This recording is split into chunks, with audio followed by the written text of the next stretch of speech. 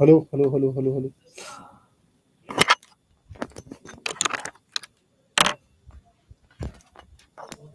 चलिए, स्वागत है आप सभी का दोस्तों। Good evening to all of you. एक बार जरा कमेंट करके मुझे बताइए कि ऑडियो वीडियो सब कुछ बढ़िया है, प्रॉपर है, आप लोग मुझे सुन पा रहे हैं और देख पा रहे हैं बिल्कुल अच्छे से, कोई दिक्कत तो नहीं है। Good evening, good evening, good evening. आप सभी का वेलकम है, आप सभी का स्वागत है। क्लियर है सब कुछ? बहुत बढ़िया। कैसे हैं आप लोग? आशा करता हूं कि बेस्ट होंगे, मस्त होंगे, एकदम झकास होंगे। All clear. फ्लो चार्ट से ही पढ़ाइए सर जी। अच्छा, विशाल शेखर जी दरभंगा से हैं क्या आप? विशाल शेखर जी, चलिए। तो मैं भी एकदम मस्त मस्त, एकदम मस्त हूं, मैं भी मस्त हूं। अच्छा, बेगूसराय से हैं। चलिए, तो यहाँ पर कल हमने क्या पढ़ा था, थोड़ा बताएंगे आप लोग? अच्छा हाँ, कल हमने देख लिया था संवैधानिक विकास, कॉन्स्टिट्यूशनल डेवलपमेंट हो चुका है ना। दिलीप जी, पॉइंट भी रहेगा जो कि मैं बनाता हूं, मेहनत करके लाता हूं, इंपॉर्टेंट पॉइंट्स वो भी होंगे, और साथ ही साथ हम फ्लो चार्ट भी बनाएंगे, दोनों चीज कर देंगे। निक्की सिंह यूपी आजमगढ़ से हैं, बहुत बढ़िया। आजमगढ़ में कहाँ? बूढ़नपुर, अतरौलिया, सब में गया हूं। मेरे बहुत ही करीबी मित्र हैं, मतलब हम लोग साथ ही में पढ़े हैं, साथ ही में प्रिपरेशन किए हैं। इस समय मगहर, मगहर मतलब समझते हैं, मगहर संत कबीर नगर, उसका नया नाम हो गया, यूपी में ही है, वहाँ के एसडीएम हैं, मेरे बहुत परम मित्र हैं।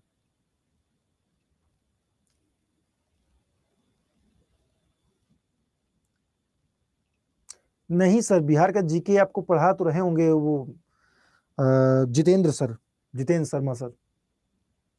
चलिए स्टार्ट करते हैं। तो यहाँ पर GK GS bye KP sir, नहीं ये तो ठीक है। अब आज जो हम देखने वाले हैं आपका जो है वो संविधान सभा, संविधान सभा, ठीक है। कोई नहीं पढ़ा रहा, पढ़ा देंगे, अभी कुछ और सब्जेक्ट पढ़ा रहे होंगे, पढ़ा देंगे, डोंट वरी। तो ये आप कहाँ से हैं? ये गलत क्वेश्चन है, गलत जगह पर गलत सवाल। पहले ये समझना पड़ेगा कहाँ पर, कहाँ कौन सवाल करना है, क्वेश्चन कौन सा अप्रोप्रिएट है ना। सब लोग जुड़ गए हैं? अभी कुछ लोग रह गए हैं, जो आएंगे अभी कहेंगे सर बैक साइड प्लीज। ठीक है विशाल जी, टाइम कम नहीं है, बहुत टाइम। चलिए स्टार्ट करते हैं। और आज हम देखने वाले हैं संविधान सभा। संविधान सभा कैसे बनी, कितने सदस्य थे, कौन कौन सी समितियां इंपॉर्टेंट थी, ठीक है, ये सब देखेंगे। जितेंद्र सर का सिलेबस बहुत बाकी है, हो जाएगा, वो बहुत स्पीडी आदमी है। बहुत स्पीड में, वो एकदम अचानक से बुलेट ट्रेन बन जाएंगे, उनके अंदर ऐसी क्षमता है, वो सब कुछ पढ़ा देते हैं। तबीयत एकदम बढ़िया।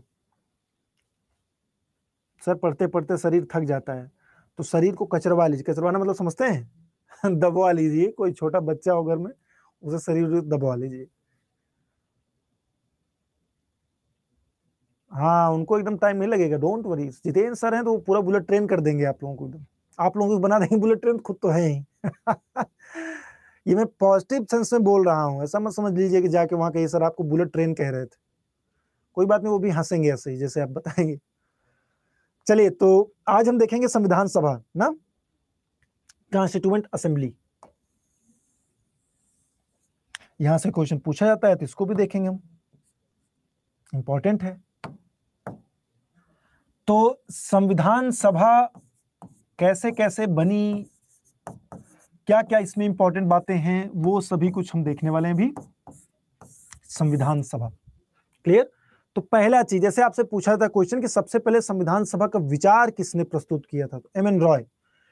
एम एन रॉय ने 1934 में पहली बार एक संविधान सभा का विचार प्रस्तावित किया या प्रस्तुत किया, ठीक है। तो पहला पॉइंट लिख लेंगे कि सब सर्वप्रथम एम एन रॉय ने 1934 में संविधान सभा का विचार प्रस्तुत किया, ठीक है, संविधान सभा का विचार प्रस्तुत किया।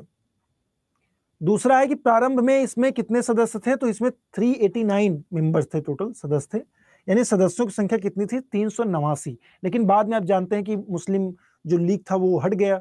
जब मुस्लिम लीग संविधान सभा से अलग हो गया तो कितने मेंबर्स बचे, 299। ये बहुत इंपॉर्टेंट नहीं है, तो इसको आप ना भी नोट करेंगे चलेगा, कोई दिक्कत नहीं। नेक्स्ट, इनमें से 229 ब्रिटिश प्रांतों से और 70 रियासतों से नामित किए गए थे। जो ब्रिटिश प्रांत से और यहाँ पे नामित किए गए थे रियासतों से, जो विभिन्न रियासतें थी उनसे 70 मेंबर्स थे। क्लियर? फ्लो चार्ट से बनाए इसको, फ्लो चार्ट से बनाए, चलिए फ्लो चार्ट से बना देंगे, कोई दिक्कत नहीं,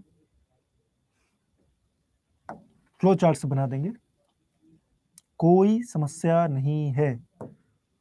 संविधान सभा ऐसे बीच में लिखेंगे, संविधान सभा, कॉन्स्टिट्यूएंट असेंबली।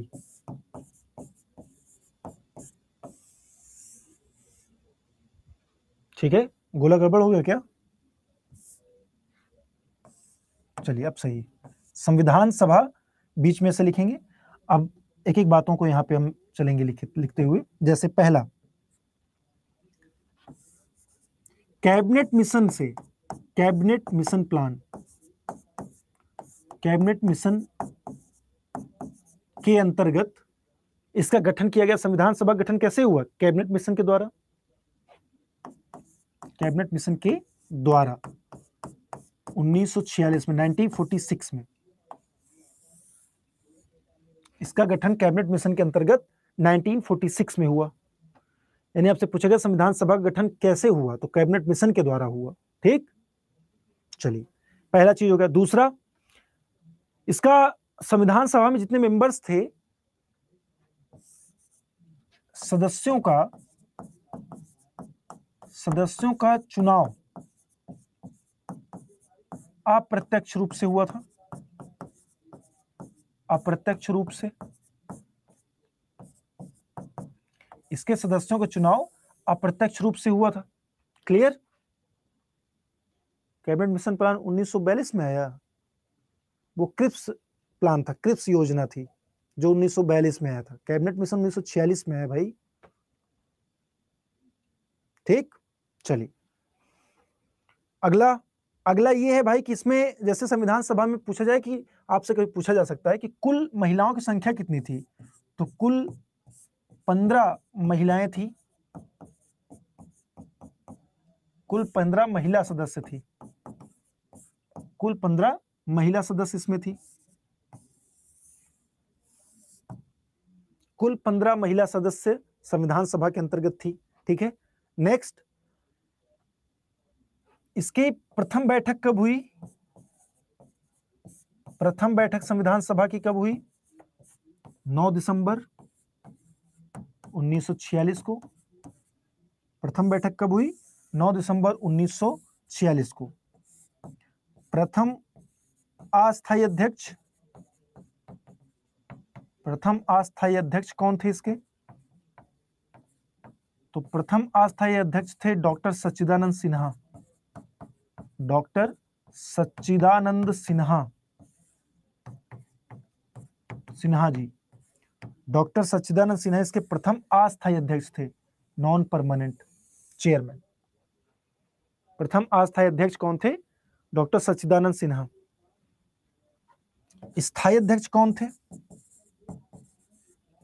स्थायी अध्यक्ष डॉक्टर राजेंद्र प्रसाद, डॉक्टर राजेंद्र प्रसाद।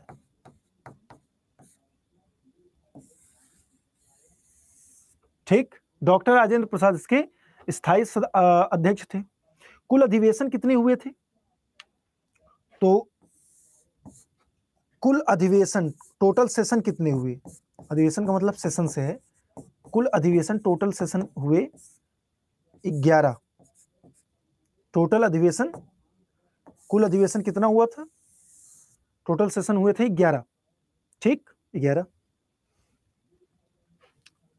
प्रथम बैठक हो गया, अंतिम बैठक लिख लीजिए। अंतिम बैठक, अंतिम बैठक हुई थी 24 जनवरी 1950। संविधान सभा की अंतिम बैठक 24 जनवरी 1950 को हुई। क्लियर? 24 जनवरी 1950 को इसकी अंतिम बैठक हुई। एक दो पॉइंट और लिख लीजिए, जैसे अगर जगह हो तो यहां पर लिख लीजिए, अंगीकृत अधिनियमित तथा आत्मार्पित किया गया,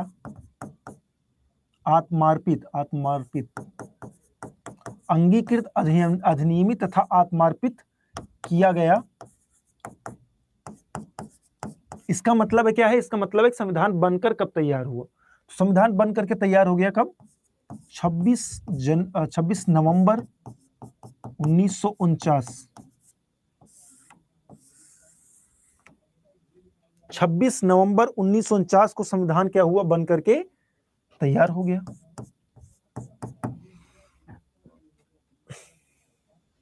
छब्बीस नवंबर 1949। क्लियर? और इसमें क्या लिख सकते हैं? जैसे इसमें ये लिख सकते हैं, यहां तो हमारे पास जगह नहीं है, लेकिन आपके पास जगह होगी ना, आपके पास जगह होगी, तो संविधान सभा में अगला क्या लिख सकते हैं?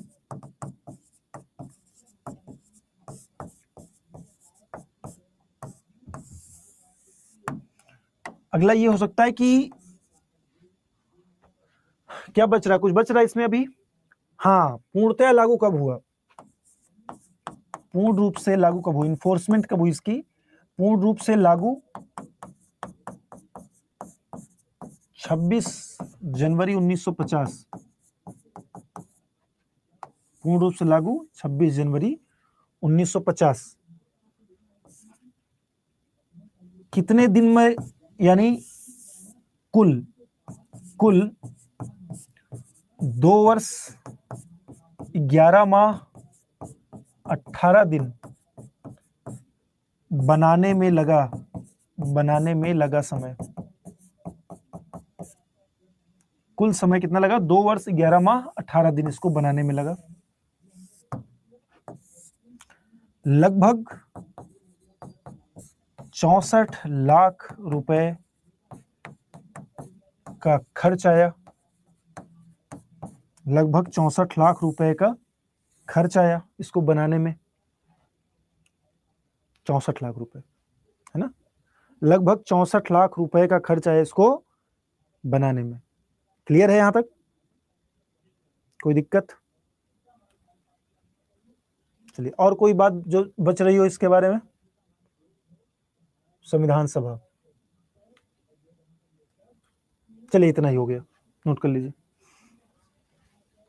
1934 में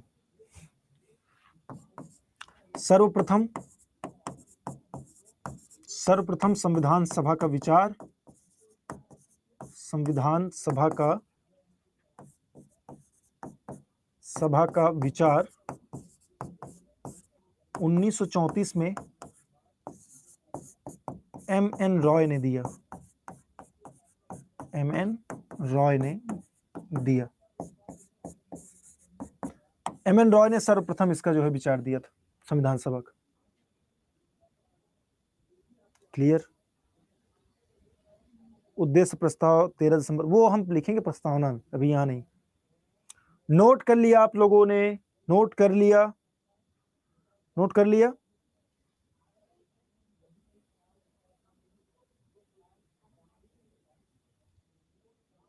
चलिए, फिर देख कोई मिल ही गया, शेखर जी, बैक करें। अभी आपने नोट नहीं किया ना? अभी आपको सजाना होगा, बढ़िया फूल पत्ती लगाकर सजाइए। अभी हम सब लिखेंगे उसको, डोंट वरी। चलिए, इसको अच्छा लाली उली लगा के एकदम सजा दीजिए। तो लाली, लिपस्टिक, सिंदूर और वो सब सारी चीजें जो लगाते हैं आप लोग, 12 कलर की पेन। चलिए, हो गया?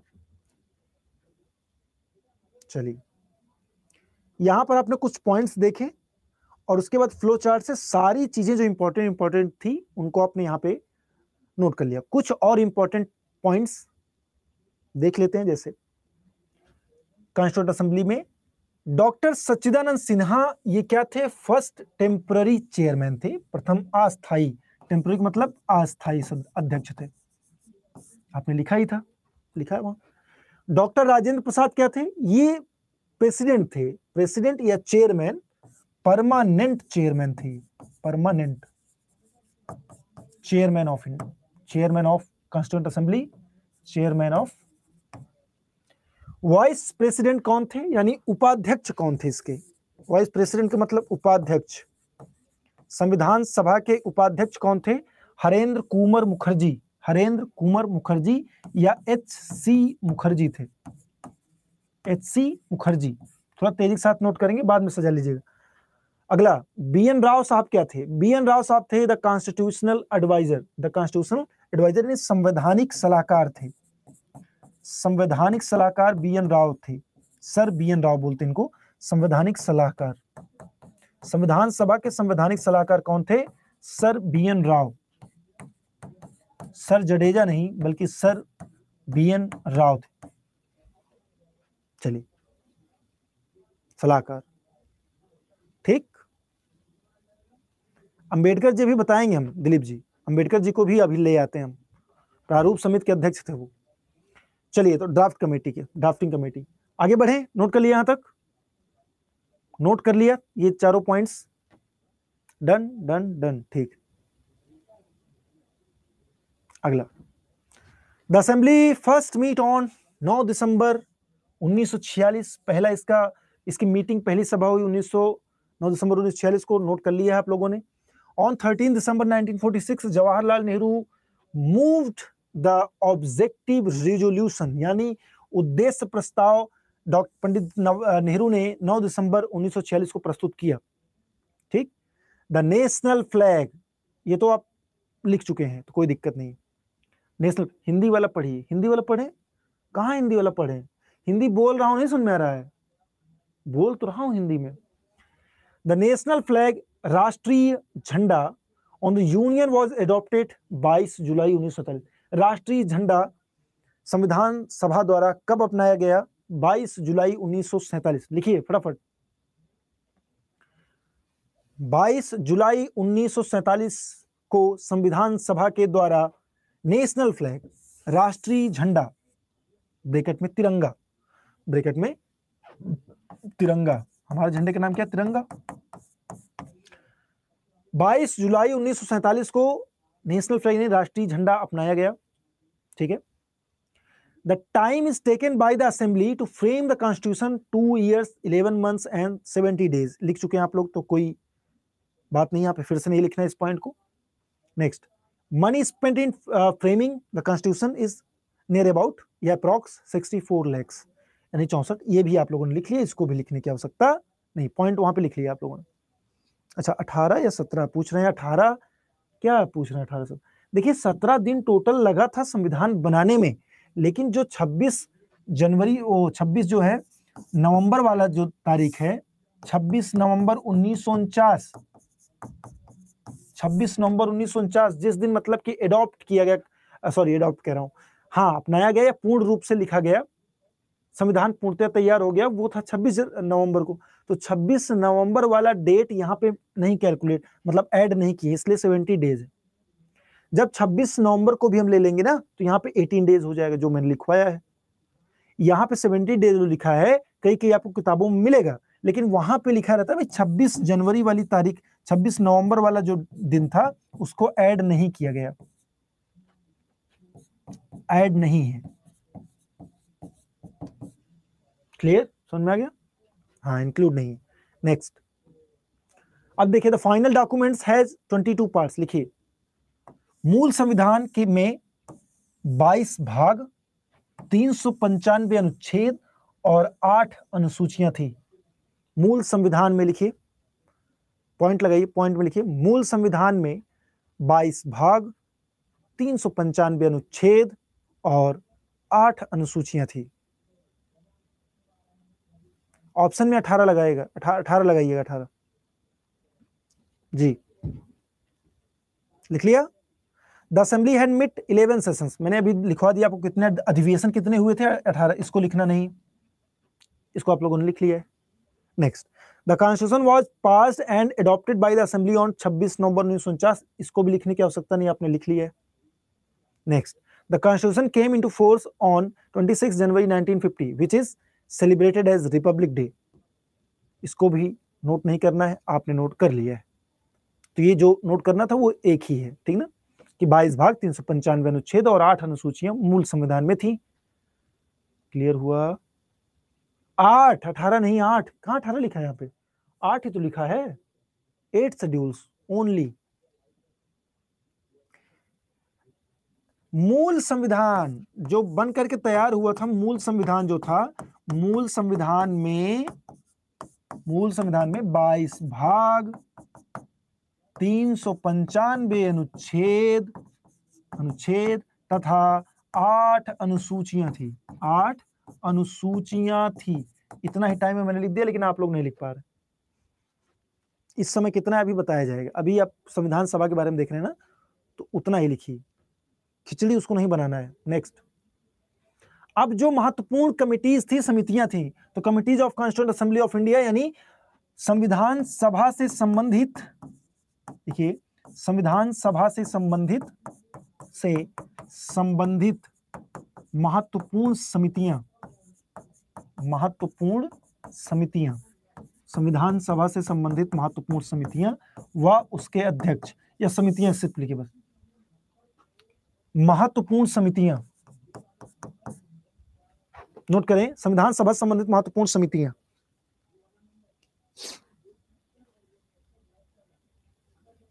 अनुच्छेद और अनुसूची में क्या डिफरेंस? बहुत डिफरेंस होता है शहनाज खान जी। जो अनुसूचियां होती है ना, वो चैप्टर का नाम होती है, चैप्टर का नाम, और उस चैप्टर के अंदर जो आर्टिकल्स होते हैं वो तमाम जो है, हर आर्टिकल्स एक नए सब्जेक्ट को बताता है, ठीक। और जो एक तरीके संविधान के जो चैप्टर्स, इंडेक्स, जैसे किताब कोई खोलिए तो एक इंडेक्स लगा रहता है, इंडेक्स कि पहला चैप्टर इतने से इतने पेज में, वही अनुसूचियां, अनुसूची मतलब वही। चलिए, पहला, ड्राफ्टिंग कमेटी के चेयरमैन थे डॉक्टर भीमराव अंबेडकर। टोटल कितने मेंबर्स थे? 7 मेंबर्स थे, अभी हम आगे देखेंगे। अब यहाँ पे लिखिए ड्राफ्टिंग कमेटी। प्रारूप समिति, इसको हिंदी में लिखिए प्रारूप समिति। प्रारूप समिति के अध्यक्ष doctor BR Ambedkar, doctor Bhimrao Ambedkar. प्रारूप समिति, ड्राफ्टिंग कमेटी मतलब प्रारूप समिति के अध्यक्ष कौन थे? BR अंबेडकर। तो मुझे लगता है लिख ही लेंगे आप लोग हिंदी में। नेक्स्ट, यूनियन कॉन्स्टिट्यूशन कमेटी यानी संघ संविधान समिति। संघ संविधान समिति, संघ संविधान समिति के अध्यक्ष कौन थे? Jawaharlal Nehru, doctor, sorry Pandit Jawaharlal Nehru, doctor कह रहा हूं, पंडित जवाहरलाल नेहरू। संघ संविधान समिति, क्या कह रहे हैं? अब कर BR अंबेडकर का भी हिंदी चाहिए। अच्छा सुषमा जी, आपको चाहिए तो लिखिए यहाँ पे BR अंबेडकर, ऐसे लिखा जाता है हिंदी में, लिखिए BR अंबेडकर, हिंदी में ऐसे लिखा जाएगा, ठीक। अच्छा क्या आपने पूछ के। यूनियन पावर्स कमिटी, संघ शक्ति समिति, संघ शक्ति समिति। एक चीज लीजिए, जितना भी संघ से रिलेटेड था, यूनियन से रिलेटेड था, उन सभी समितियों के चेयरमैन पंडित नेहरू ही थे, ठीक, जवाहरलाल नेहरू। जितना भी जहां भी संघ आ गया, संघ शक्ति, संघ संविधान, ये सभी में जो है उसके सभी चेयरमैन कौन हो जाएंगे? पंडित जवाहरलाल नेहरू साहब, ठीक। अच्छा आपको नहीं चाहिए था, कोई बात नहीं, मैंने बता दिया। नेक्स्ट, स्टेट्स कमिटी, राज्यों से संबंधित समिति जो थी, राज्यों से संबंधित समिति, राज्यों से संबंधित समिति, इसके भी चेयरमैन कौन थे? जवाहरलाल नेहरू, जवाहरलाल नेहरू। चलिए नेक्स्ट, स्टीयरिंग कमेटी, संचालन समिति, संचालन, स्टीयरिंग का मतलब संचालन, संचालन समिति के अध्यक्ष कौन थे? डॉक्टर राजेंद्र प्रसाद। संचालन समिति के अध्यक्ष थे doctor Rajendra Prasad. Rules of procedure committee, rules of procedure committee यानी नियमों और प्रक्रियाओं के, नियम एवं प्रक्रिया, यहां पे लिख देता हूं, नियम एवं प्रक्रिया संबंधी समिति, प्रक्रिया संबंधी समिति के अध्यक्ष कौन थे? डॉक्टर राजेंद्र प्रसाद। प्रक्रिया एवं नियम या नियम एवं प्रक्रिया संबंधी समिति डॉक्टर। प्रोविंशियल, जैसे ही प्रोविंशियल में प्रांतीय आ गया वैसे सरदार साहब हो जाएंगे। प्रोविंशियल में प्रांतीय संविधान समिति, प्रांतीय संविधान समिति के अध्यक्ष कौन थे? सरदार पटेल, सरदार वल्लभ भाई पटेल, प्रांतीय संविधान समिति। Next, ad hoc committee on the national flag, ad hoc committee on the national flag यानी झंडा पर तदर्थ जो समिति थी, तदर्थ झंडा समिति, इस तरीके से लिखा, तदर्थ झंडा समिति के अध्यक्ष कौन थे? तदर्थ झंडा समिति के अध्यक्ष थे राजेंद्र प्रसाद। अब लूसेंट में ही लिखा है झंडा समिति के अध्यक्ष थे जेबी कृपलानी, गलत लिखा है, जेबी कृपलानी नहीं थे, राजेंद्र प्रसाद थे। हाँ ये पूछता है भाई, ये कमेटी वगैरह पूछ लेता है, डीप कहाँ है, ये फैक्ट है, ये है ना, फैक्चुअल है। आगे बढ़े, डन हो गया, डन। मूल अधिकार से भी बिल्कुल वल्लभ भाई पटेल थे। मूल अधिकार से संबंधित जो समिति थी, अल्पसंख्यकों से संबंधित जो समिति, सब सरदार वल्लभ भाई पटेल थे। देखिए अभी आगे होगा। हाँ या देखिए, नहीं सॉरी, ये तो अंतरिम सरकार का हो गया, खत्म हो गया क्या? अरे चलिए, और इससे अन्य और लिख लीजिए, जैसे अल्पसंख्यकों से संबंधित समिति, अल्पसंख्यकों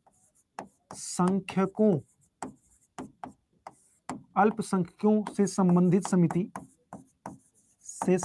समिति या अल्पसंख्यक समिति के अध्यक्ष कौन थे? सरदार पटेल,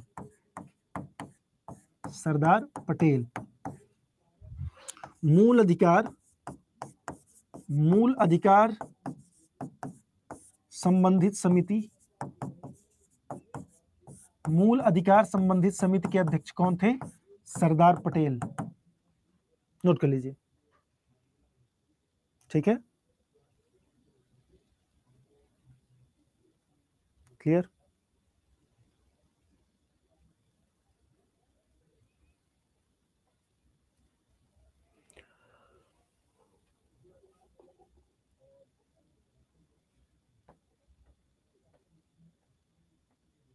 चलिए कुछ नोट बना के लिख लीजिए, जैसे संविधान सभा के लिए चुनाव कब हुए?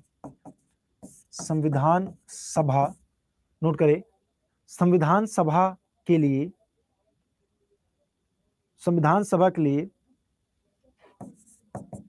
लिए चुनाव हुआ जून जुलाई, जुलाई अगस्त, जून जुलाई, ये शायद जुलाई की बात है, जून जुलाई 1946, ठीक। और अंतरिम सरकार का गठन कब हुआ? तो अंतरिम सरकार गठन हुआ सितंबर 1946, सितंबर 1946, नोट कर लेंगे। अंतरिम सरकार का तदर्थ झंडा समिति राजेंद्र प्रसाद, नो झंडा राजेंद्र प्रसाद। क्या नो झंडा मतलब? एके झा जी, फिर मैं कह रहा हूं लूसेंट किंग मत बनिए आप। लूसेंट में गलत लिखा है जेबी कृपलानी। झंडा समिति के जो अध्यक्ष थे वो थे राजेंद्र प्रसाद, जेबी कृपलानी नहीं होगा, ठीक। अंतरिम मतलब यही है कि जो अभी मतलब अस्थायी तौर पे जो गवर्नमेंट बना दी गई कि भाई संविधान सभा तो संविधान बन ही रहा है, लेकिन एक सरकार होनी चाहिए ना, एक मंत्रिमंडल होना चाहिए देश को चलाने के लिए, तो वही है अंतरिम सरकार, ठीक। जिसके अध्यक्ष थे माउंटबेटन और उपाध्यक्ष थे जवाहरलाल नेहरू, गृह मंत्री थे सरदार वल्लभ भाई पटेल, इस तरह। चलिए नोट कर लिया, यहां तक डन है, इतना डन है। सरदार पटेल वाला बता दीजिए, यही तो है सरदार पटेल वाला। अल्पसंख्यक, मूल अधिकार, प्रांतीय समिति कहाँ है? ये है सरदार पटेल।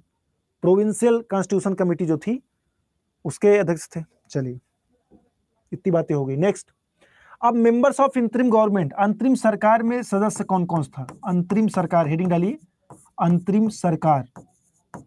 अंतरिम सरकार में जो वाइस प्रेसिडेंट थे, एक तो प्रेसिडेंट थे, प्रेसिडेंट आपके थे यानी अध्यक्ष, प्रेसिडेंट का मतलब अध्यक्ष, प्रेसिडेंट थे माउंटबेटन, माउंटबेटन, प्रेसिडेंट कौन था? माउंटबेटन। और वाइस प्रेसिडेंट कौन था? यानी उपाध्यक्ष, संविधान सभा के उपाध्यक्ष थे जवाहरलाल नेहरू। कहाँ गया भाई? हाँ, प्रेसिडेंट, उपाध्यक्ष भी थे, और एक्सटर्नल अफेयर्स, एक्सटर्नल अफेयर्स मतलब विदेशी मामले इनके पास थे, विदेशी मामले, एक्सटर्नल अफेयर्स विदेशी मामले, तथा कॉमनवेल्थ रिलेशंस, राष्ट्रमंडल के राष्ट्रमंडल जो है संबंध किसके पास था? जवाहरलाल नेहरू। आईएनसी का मतलब इंडियन नेशनल कांग्रेस से थे ना, Jawaharlal Nehru Indian national Congress.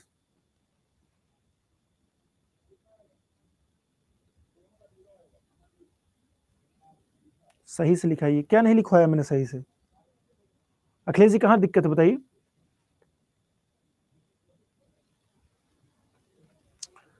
Defence नहीं, डिफेंस भाई, कैसे स्पेलिंग लिखते हैं? जवाहरलाल नेहरू हो गया। होम अफेयर्स यानी गृह मंत्रालय, होम अफेयर्स यानी गृह मंत्रालय। इंफॉर्मेशन एंड ब्रॉडकास्टिंग यानी संचार, ब्रॉडकास्टिंग क्या बोलते हैं? सूचना एवं संचार मंत्रालय ना, सूचना एवं संचार, हाँ, ब्रॉडकास्टिंग मतलब संचार। देखिए, सूचना एवं प्रसारण मंत्रालय, सूचना एवं प्रसारण, ब्रॉडकास्टिंग मतलब प्रसारण होता है। प्रसारण मंत्रालय किसके पास था? प्रसारण मंत्री थे सरदार वल्लभ भाई पटेल। सूचना एवं प्रसारण मंत्री तथा गृह मंत्री कौन थे? सरदार वल्लभ भाई पटेल। नगमा तसम्मुम, कोई दिक्कत है बताइए तसम्मुम जी, अगर कोई दिक्कत है तो बताइए, जहां ना समझ में आ रहा हो या जहां लिखने में आपको प्रॉब्लम हो रही हो उसको बताइए। चलिए नेक्स्ट, एग्रीकल्चर, कृषि, लिखिए कृषि एवं खाद्य एवं कृषि, कृषि मत लिखिए, ऐसे लिखिए खाद्य एवं कृषि, खाद्य एवं कृषि मंत्री कौन थे? खाद्य एवं कृषि मंत्री थे राजेंद्र प्रसाद। कॉमर्स यानी वाणिज्य मंत्री थे, इसके आगे लिख दे रहा हूं, वाणिज्य मंत्री कौन थे? आई चुंदरीकर या Ibrahim Ismail Chundrigar. First point describe in Hindi, Madhu Singh कह रही है। फर्स्ट पॉइंट है वाइस प्रेसिडेंट, उपाध्यक्ष, also in charge of external affairs, विदेशी मामले तथा राष्ट्रमंडल से संबंधित मामलों के अध्यक्ष थे जवाहरलाल नेहरू, या मंत्री थे जवाहरलाल नेहरू।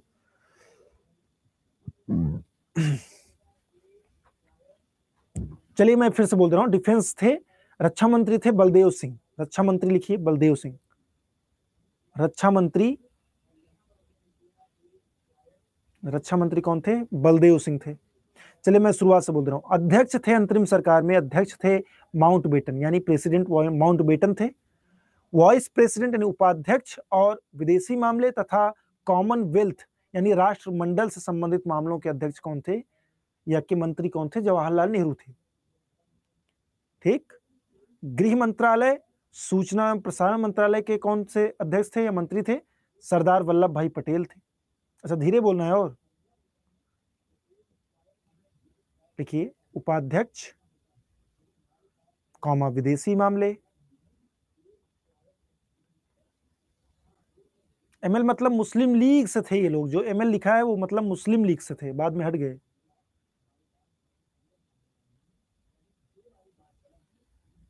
एमएल का मतलब है मुस्लिम लीग, मुस्लिम लीग, ठीक ना, मुस्लिम लीग। ये हो गया। कॉमनवेल्थ राष्ट्रमंडल संबंधित मामले किसके पास थे मंत्रालय? नेहरू। अब गृह मंत्रालय तथा सूचना एवं प्रसारण मंत्री कौन थे? सरदार वल्लभ भाई पटेल। अगला, खाद्य एवं कृषि मंत्री राजेंद्र प्रसाद, खाद्य एवं कृषि मंत्री राजेंद्र प्रसाद। वाणिज्य मंत्री आई चुंदरीकर, चुंदरीकर, घर नहीं होगा, कर हो, चुंदरीकर, आई चुंदरीकर।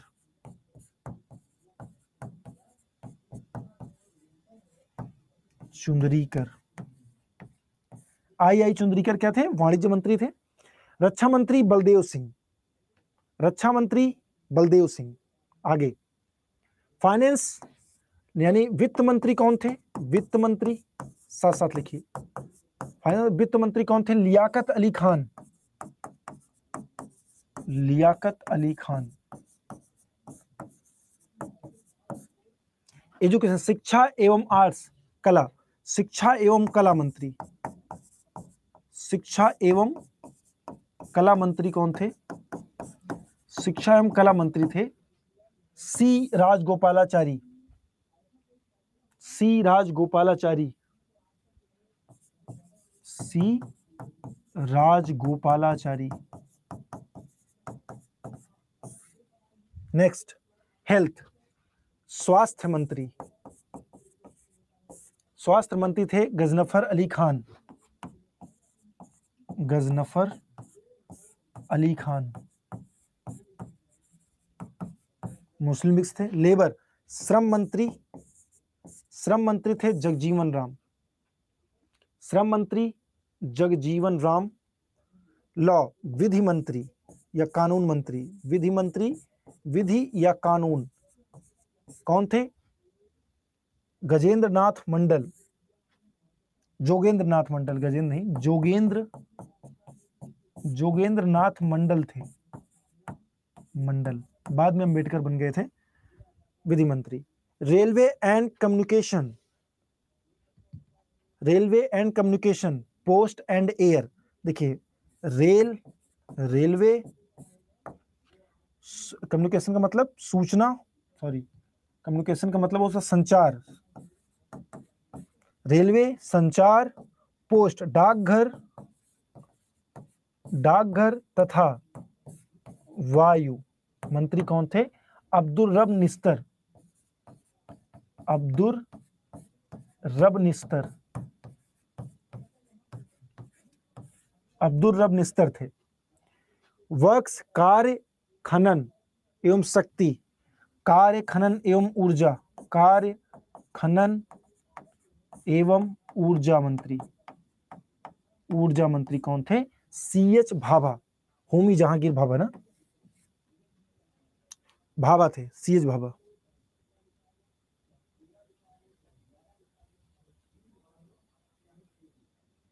आरके सन्मुख चट्टी बने थे, हाँ, स्वतंत्रता के बाद, अभी स्वतंत्रता के पहले का है।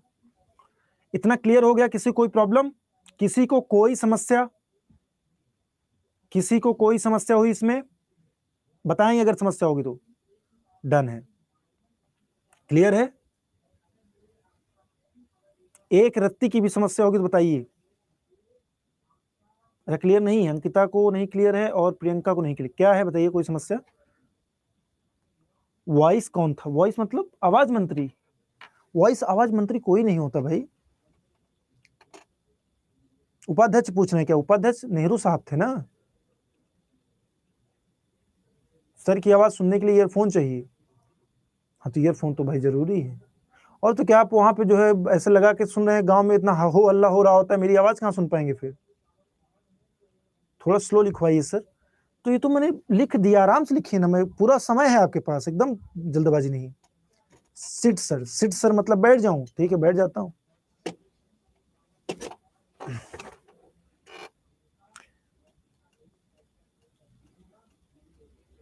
मतलब अब आप बोलेंगे कि बैठना है उठना है, इस बार आप डिसाइड करेंगे। बहुत बढ़िया, चेयर भी देख रहे हैं कैसा कैसा साउंड कर रहा है। चलिए हो गया, डन। रेलवे संचार मंत्री, रेलवे संचार मंत्री थे आपके अब्दुल रब निस्तर साहब, और कार्य खनन एवं ऊर्जा के मंत्री थे होमी जहांगीर भाभा।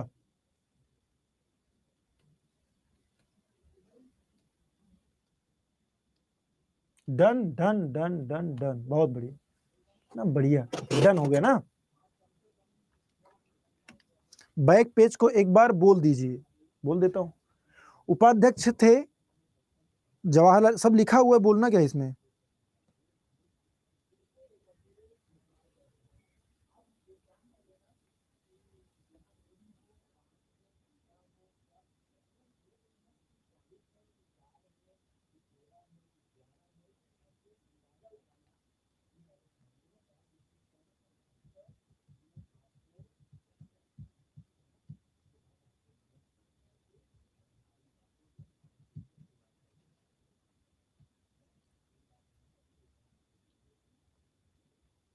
डन।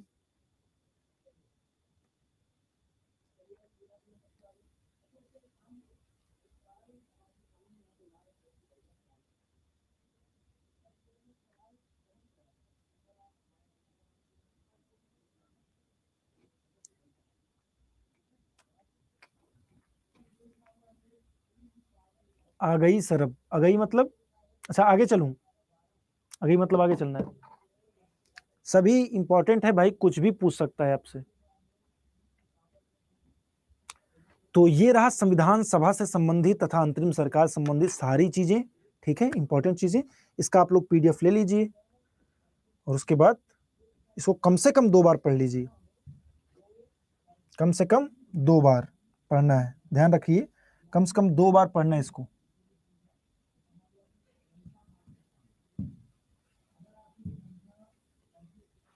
किसी कोई समस्या है इसमें? सर कुछ इंटो भी देते जाइए। इंटो मतलब 2-3 बार पढ़ लीजिए, सब याद करना है। मैं तो क्रक्स ही बता रहा हूं आपको ना, नहीं तो संविधान सभा भी चलता 2-3 दिन। अच्छा, एग्जाम के हिसाब से नहीं पढ़ाना है किसी को भी। नेहा कुमारी जी आप बताइए हिसाब क्या होना चाहिए?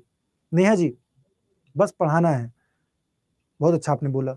चलिए बताइए फिर कैसे कैसे पढ़ाना है, बताइए नेहा। जैसे आप बताएं वैसे पढ़ेंगे, वैसे ही पढ़ाऊंगा, विश्वास मानिए, जैसे आप कह दें।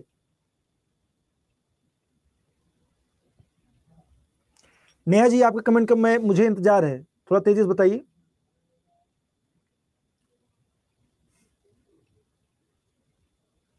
इंपॉर्टेंट पढ़ाइए, ये कौन डिसाइड करेगा?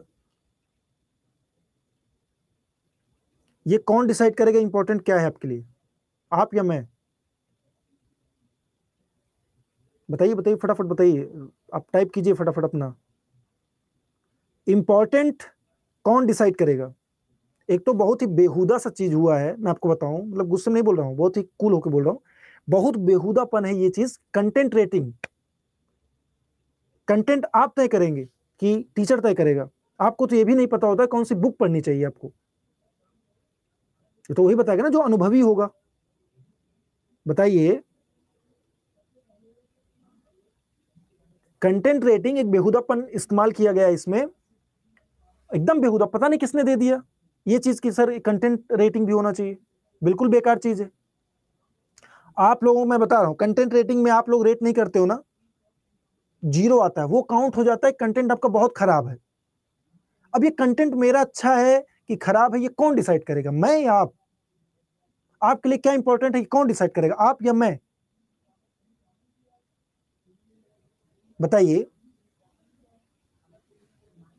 टीचर को क्या पढ़ाना चाहिए क्या नहीं पढ़ाना चाहिए, कौन डिसाइड करना चाहिए, किसको डिसाइड करना चाहिए?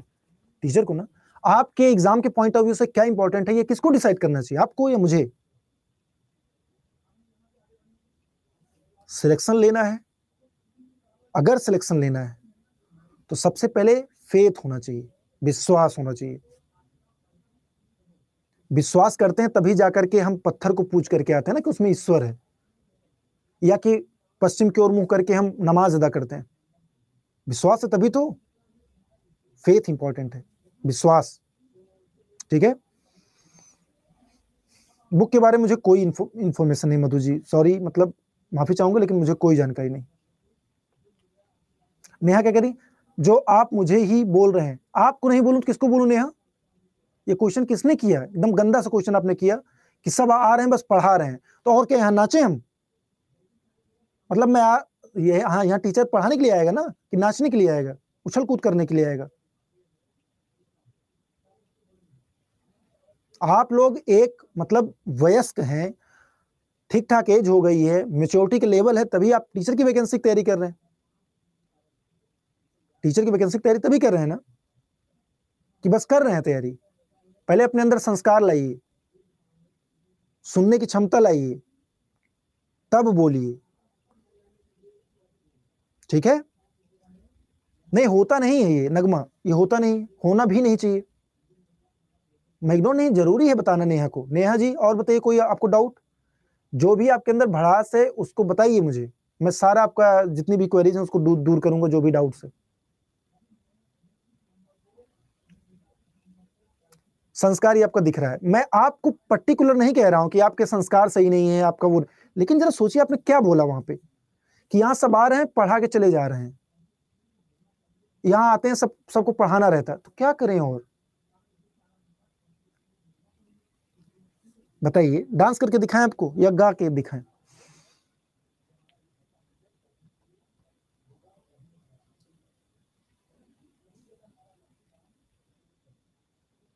बताइए नेहा जी, आपके कमेंट का इंतजार है फिर से मुझे। मैं कूल हूं भाई मैं कभी क्रोध नहीं, लेकिन जरूरी है ना। हाँ, ये अच्छा नहीं लगता कि मैं आपको कुछ कह रहा हूं, ये अच्छा नहीं लगता। आप कुछ भी बोलिए अच्छा लगता है, आप कुछ भी बोलिए अच्छा लगता है, मैं कुछ बोलूं वो सही है, वो सही नहीं है, यही कहना चाह रहे?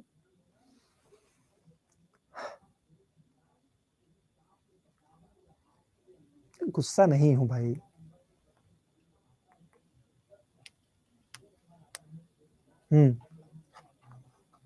आपने इंपॉर्टेंट बात की, मैं इरेलेवेंट बात कर रहा हूं। नेहा जी, हाँ मैंने इंपॉर्टेंट की बात की थी सर। मैंने फिर से आप लोगों को कह दूं, अगर आप लोगों को थोड़ा सा डाउट हो रहा हो ना कि हम क्या पढ़ रहे हैं, तो चलिए डाउट दूर करते हैं आपका। इंडियन पॉलिटी एंड कॉन्स्टिट्यूशन, ये जो सब्जेक्ट है,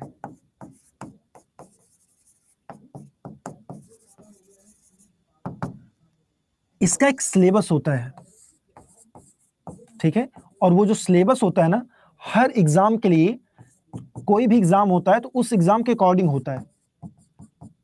जैसे अगर मैं बात करूं कि इंडियन पॉलिटी एंड कॉन्स्टिट्यूशन आपको पढ़ना है बीपीएससी के लिए, prelims and mains, prelims and mains, तो उसके लिए दूसरा हो जाएगा सिलेबस। अगर आपको पढ़ना है one day exams like teachers, one day exams के लिए पढ़ना है, तो इसके लिए सिलेबस चेंज है, अलग अलग है। अगर यहाँ पे आपको पीटी और मेंस पढ़ना है तो कम से कम मतलब बहुत ही तेजी के साथ अगर पढ़ेंगे और 1 घंटा लगभग 1.5-2 घंटा डेली पढ़ेंगे तो 35 to 45 डेज, यानी कम से कम 2 महीने, कम से कम 2 महीने सिर्फ पॉलिटी, और 2 भी बहुत कम बता रहा हूं मैं बीपीएससी के लिए। चलिए, अब यूपीएससी आपको पढ़ना है पॉलिटी कम से कम 4 महीने, प्रीलिम्स प्लस मेंस। वनडे के लिए आपको पढ़ना है 20 क्लासेस इनफ। तो हर एग्जाम का अपना सिलेबस होता है और उस सिलेबस के अनुसार पढ़ाना पड़ता है, ठीक? आपका कोई सीक्वेंस नहीं पढ़ाने का, 1 सेकंड रुकिए। नहीं मानसी, सॉरी, बात नहीं, आपका कोई सीक्वेंस नहीं है पढ़ाने का। श्वेता राय, वेरी गुड। और कुछ?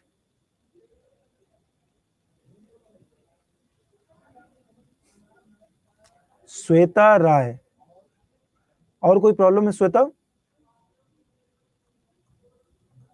बताइए।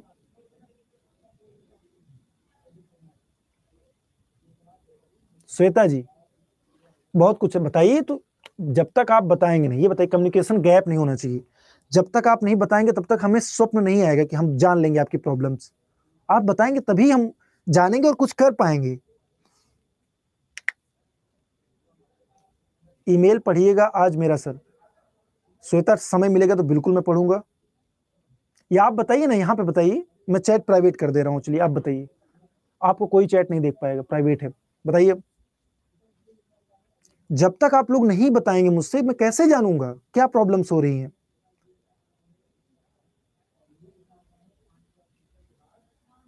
नहीं, उलझे नहीं, सबके हर एक पर्टिकुलर इंसान, हर जितने भी स्टूडेंट हैं, जितने मेरे एस्पिरेंट, सब इंपॉर्टेंट है।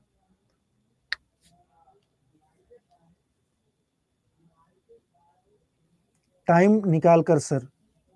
चलिए कोई नहीं, आपके पास जितने लोगों के पास अगर कोई भी क्वेरीज हैं, इस ग्रुप से आप जुड़ जाइए और इस ग्रुप में जाकर पर्सनल मुझे मैसेज कीजिएगा, क्योंकि ग्रुप में मैसेज अलाउ नहीं है, ठीक है? इसमें जाकर जुड़ जाइए, टेलीग्राम ग्रुप है। या कि आप मुझे डायरेक्ट व्हाट्सएप कर सकते हो, जो भी आपकी क्वेरीज हैं, जो भी प्रॉब्लम्स हैं, आप डायरेक्ट व्हाट्सएप कर सकते हो, ठीक? अब इससे तो मैं क्या करूं, मेल आईडी भी दे दूं? जिन जिन लोगों को प्रॉब्लम है वो मुझसे डायरेक्ट बातचीत कर सकते हैं। जो भी आपके डाउट्स हैं उनको पूरी तरीके से सॉल्व करने का मैं मतलब पूरी कोशिश करूंगा, ठीक है। चलिए, बट नहीं, माफी उफी नहीं मांगना भाई। जब देखिए प्रॉब्लम्स होती हैं, सच है, टेंशन होती है, प्रेशर होता है एग्जाम का, लेकिन आप हमेशा मर्यादा में रहें। थोड़ा मतलब मर्यादा जरूरी है, टीचर बनने जा रहे हैं, है ना। तो एक लिमिट, उसको क्रॉस मत कीजिए। जैसे कि ये सब किसी टीचर के विषय में, किसी भी टीचर, मेरे ही नहीं, किसी भी के बोलने से पहले बहुत कुछ सोचिए, ठीक। और ये पीडीएफ मैं आप लोगों को दे दूं। जो भी क्वेरीज हैं, श्वेता एंड नेहा या अन्य कोई भी, आप एकदम फ्री हैं मुझसे बात करने के लिए, या फिर मैसेज कर देंगे तो मैं फ्री होकर के आपसे बात कर लूंगा जब भी फ्री रहूंगा, ठीक। चलिए मैं पीडीएफ दे देता हूं, अदरवाइज ये आपका ओवर हो जाए क्लास।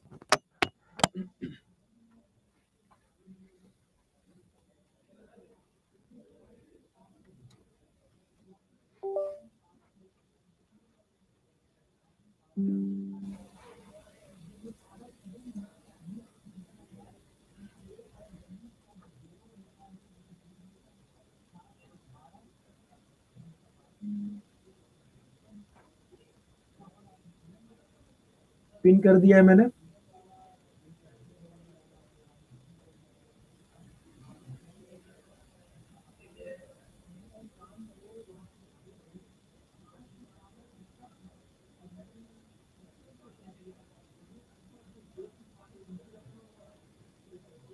ये मृदुल, ये मेरा मेरा दायित्व है, ये मेरा कर्तव्य है कि आप लोगों को सही जानकारी बताऊं। अगर आप अंधकार में भी हैं तो आपको अंधकार से मैं उजाले की तरफ ले आऊं, ये मेरी रिस्पॉन्सिबिलिटी है, ये मेरी ड्यूटी है। अगर मैं आपका मेंटोर हूं, टीचर हूं, तो ये मेरी ड्यूटी है ना, कि सबको सबको समान अवसर मिलना चाहिए। राइट टू स्पीच है, आर्टिकल 19 आगे हम पढ़ेंगे।